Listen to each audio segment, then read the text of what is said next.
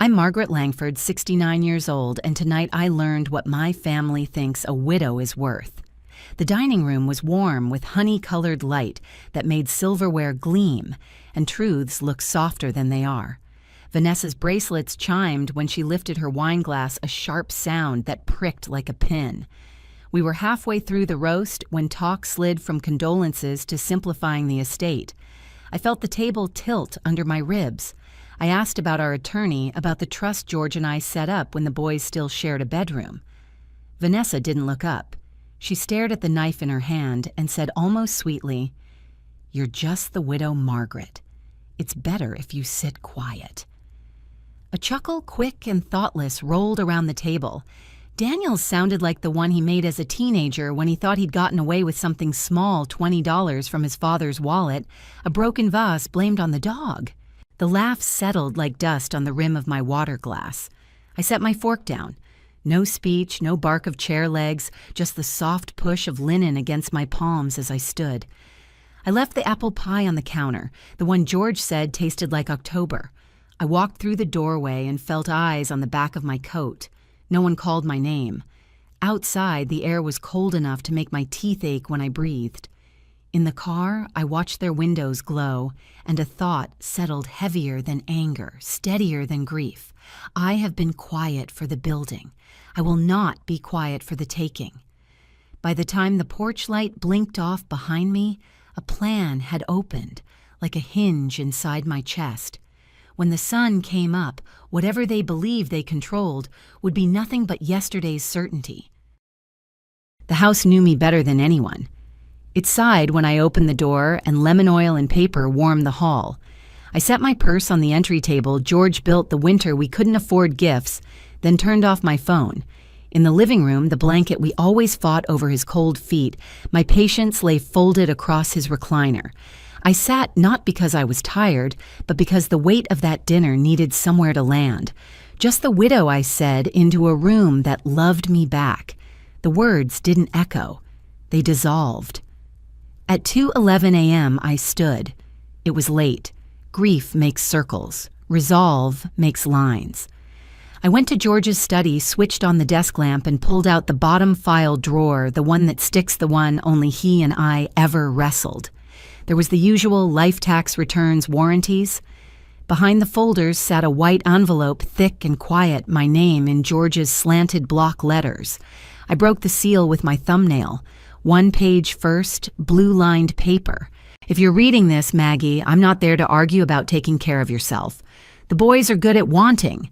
Vanessa is good at getting. I changed some things. Don't fix it. Use it. The documents beneath were all teeth and spine notarized amendments, dissolution of the trust board transfer of authority, effective upon my signature and his absence. 8 months ago. I pressed my thumb to the date stamp like I could feel its temperature. He had done the thing I never asked for because he knew I'd never ask. The street beyond the curtains was a deeper dark. I stacked the papers, opened my address book, and at 3:47 a.m., dialed Robert Keller's home number. Robert! I said, steady as a plumb line, I'm invoking everything George set in motion. We start at 9. Outside, the first wind of morning tapped the window as if to say, hurry. Robert arrived at 8:58 this morning, early punctual with the kind of punctuality that feels like respect. He stood on my porch with his coat unbuttoned and a scuffed leather briefcase. When I opened the door, he didn't offer condolences. He looked at my face, then at the neat stack on the dining table, and nodded. We spread the papers on the dining table. We read in silence. His finger traced dates, stamps, signatures. George prepared this well, he said at last. He dissolved the board. Authority passes entirely to you upon filing these acknowledgments and issuing new instructions. And he anticipated challenges. Good man. I poured 2 coffees. The sip steadied me. We file today, I said. No advance calls, no warnings. Robert's mouth tugged, not quite a smile. Quiet execution, he said. Understood.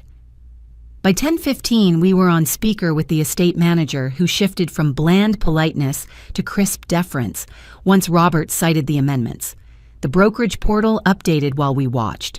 Titles queued for recording. Email confirmations pinged my laptop. The account names changed in tidy lines that felt like doors locking. At noon, I signed 3 acknowledgments and initialed a dozen margins, the ink drying like small shadows. Robert placed copies in his briefcase and left originals in my fireproof box, sliding it home with a clunk. "Do you want to tell them now or let the systems do it?" he asked, standing. I glanced at the clock. "Let the systems speak," I said. "They listen better to screens than to me." Robert paused at the threshold. "There may be noise." "There will be," I answered. "I just changed who holds the volume." After he left, the house felt taller to me.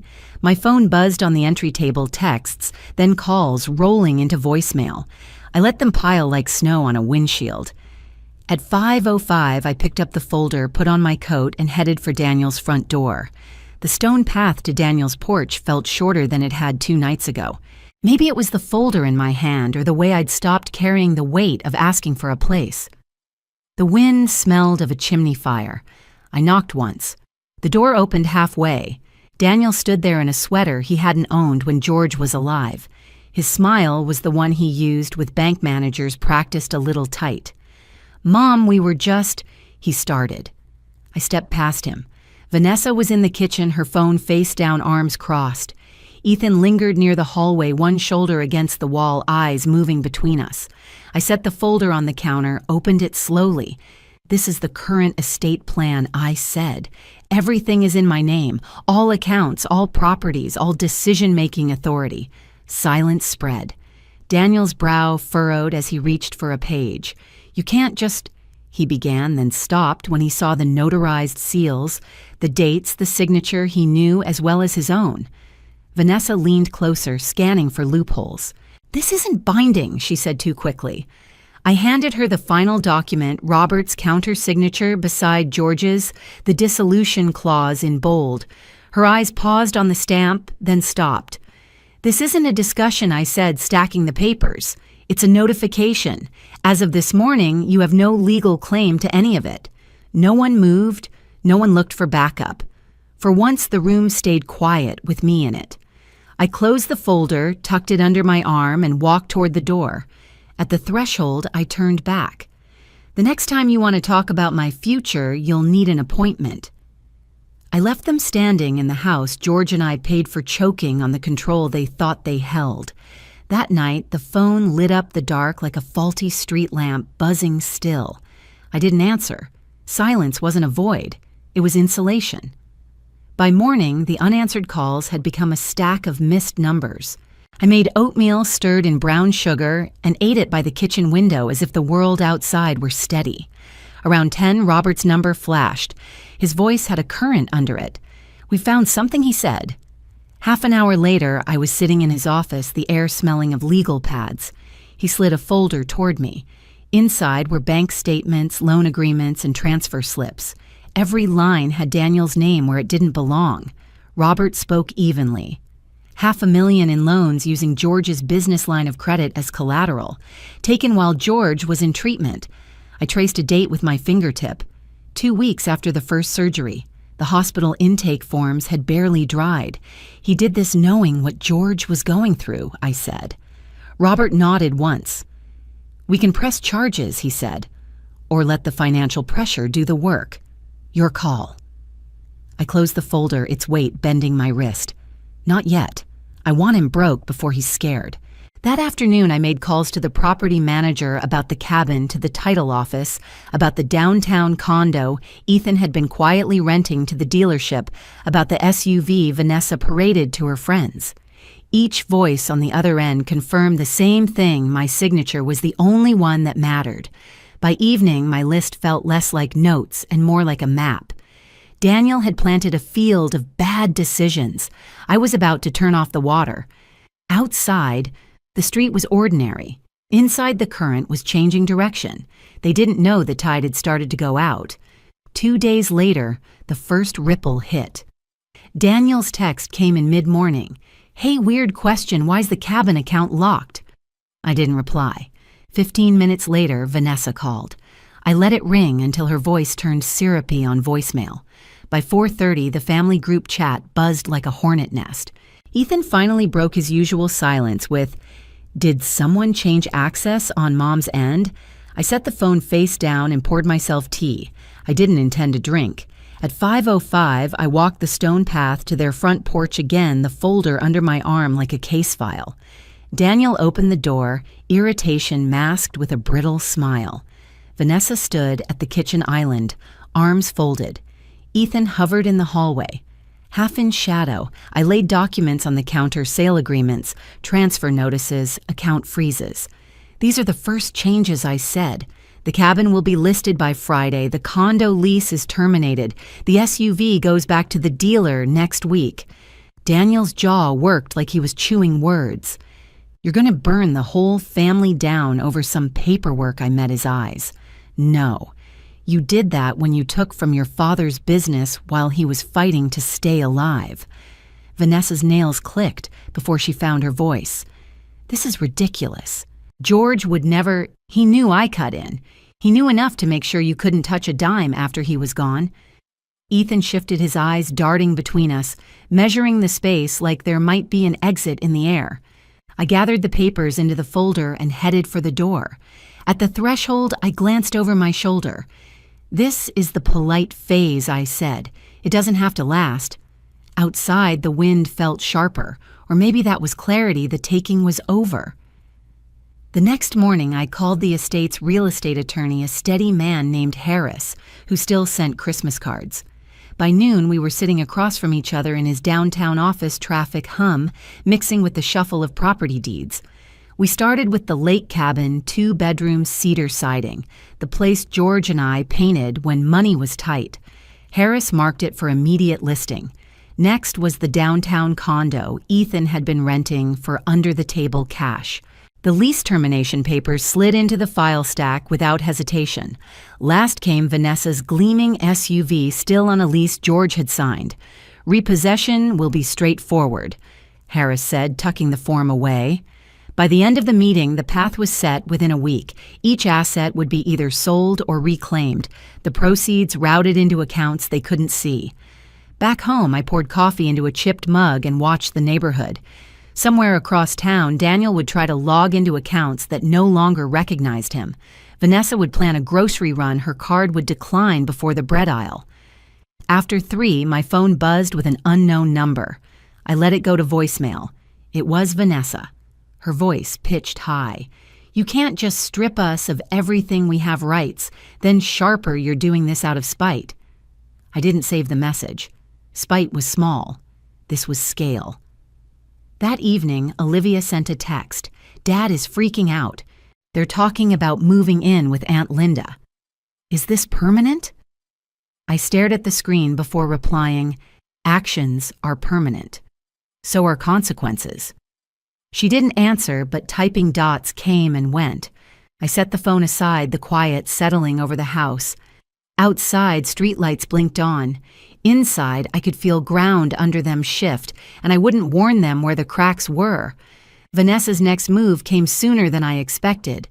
3 days after the condo lease termination notice went out, a plain envelope slid under my door.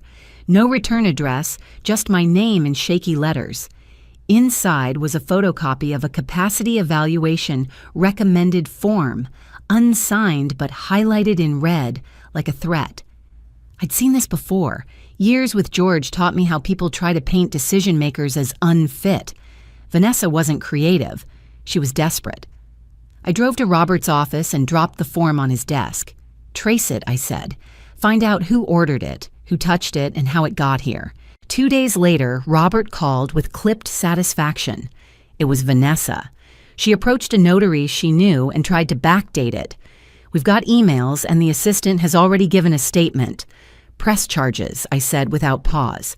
That evening, as the sun slipped behind the maples on Daniels Street, a county sheriff's cruiser rolled to a stop in their driveway. Neighbors leaned on fences, phones angled low. Vanessa came out in designer heels and indignation voice breaking. Daniel moved to step between her and the deputies, but one firm hand to his chest stopped him. I wasn't there, but Olivia called me later, voice hushed, like the walls might listen. She tried to say it was your fault, she whispered, but nobody believed her. Not even Dad. I told her some people don't break. They rot from the inside until there's nothing left but noise. There was a pause on the line, her breathing slow and steady. For the first time in weeks, I thought she could see the truth without me spelling it out. In the quiet after we hung up, I poured wine and sat on the porch. The air smelled like rain. Somewhere, the snap of a closing door echoed that night. Vanessa's arrest rippled through their lives like a crack in ice, silent then widening. Within a week, she took a plea deal, no jail time but a record, and a fine big enough to rattle their last screws of stability. Daniel didn't call to defend her, and for once, he didn't call to blame me. His silence was louder than any argument. I turned to what came next. There were taxes to file, properties to close, and decisions about the future of what George and I had built. I wouldn't clutch every asset like a dragon. I wanted them protected, not mummified. One morning, I called Olivia and asked her to come by after school. She arrived with a low-slung backpack and the same lopsided ponytail she'd worn since 8. I slid a single sheet across the table. She read it twice, her eyes widening. It's the deed I said. The little house with the yellow shutters outside town. It's yours now. Her voice cracked. I don't deserve this. You do, I told her, because you didn't pretend. She folded the paper carefully. That week, I also met with a nonprofit consultant about starting the George Langford Second Chance Fund, small grants for widowed women over 60 pushed out of financial decisions. The first application came before the website launched a handwritten letter from a woman in Ohio, whose children emptied her account the day after the funeral. I approved it quickly. By Friday, I'd closed the last joint account tied to Daniel's fraudulent loans and donated the remaining business inventory to a local incubator. The phone rang less. The quiet was mine, not the silence they shoved me into, but the kind I built. And in that quiet, I began to see the shape of what was still mine and what I was willing to give away. The invitation arrived on a Tuesday, slipped into my mailbox between a bill and a grocery flyer. Daniel's handwriting hadn't changed since high school, tight leaning forward. Family gathering. Time to reconnect and reset. No mention of where we'd left off. No apology, just vague language people use to erase being wrong. I didn't go to forgive. I went because sometimes the people who erased you need to see you standing at full height. The house looked the same from the street, but the yard was unkempt, the porch light flickered. Olivia opened the door and hugged me longer than politeness required. Inside, the air was heavy with overcooked beef and unsaid things. Ethan lingered in the background. Daniel stood at the head of the table like it was still his. He started speaking before I sat down. Families go through storms, he said, voice steady, eyes flicking aside. We weather them differently. This isn't a storm, I said, setting my glass down. It's the consequence. And every one of you wrote it. The room stilled. Daniel opened his mouth, maybe to defend himself, but I raised a hand. You told me I was just the widow, that I should sit quietly. But I wasn't quiet when I built this family, and I won't be quiet now that I've taken it back. Olivia held my gaze. Ethan shifted his chair, scraping the floor. I stood for a long moment. This table, this room, they're mine, legally, emotionally, structurally. You're guests here. Remember that. No one followed me to the door. Outside, the air was sharp and clean. I walked to my car without looking back. I didn't feel victorious. I felt settled. I had walked through the fire and was already rebuilding, not because they allowed it, because I allowed it. The weeks that followed moved at a deliberate pace. I kept busy, not with frantic patching, but with steady work of building something new. The yellow shutters on the little house outside town got a fresh coat of paint under Olivia's direction, her laughter mixing with the brush on wood. One morning over coffee on my porch, I opened the photo album George used to leaf through on Sundays. There they were, Daniel and Ethan at 5 and 7, grinning with scraped knees, holding cones too big. I studied those faces not from nostalgia, but to remember I had loved them once, before they mistook patience for permission. Robert called that afternoon to confirm the last fraudulent accounts tied to Daniel had closed cease and desist letters sent. "You're at 100% control," he said. I thanked him and hung up the weight in my chest, lighter, but not gone. That night, Olivia stopped by, unannounced, holding a pie she'd baked. Apple, she said. Granddad's favorite. We ate it warm in the kitchen, the scent of cinnamon and sugar in the air. She told me about her college plans, about maybe using the little house as her first place. Her voice was hopeful again. When she left, I stood in the doorway, the cool night air on my face. I thought about the night I walked away from Daniel's table, how cold the air felt, then how heavy my steps. Now the air felt the same, but my steps were lighter. They had called me just the widow, but in the end, I was the one who wrote the last line of this story on my terms in my voice with steady hands. And that more than any title or inheritance was the win I never thought I'd get, but had earned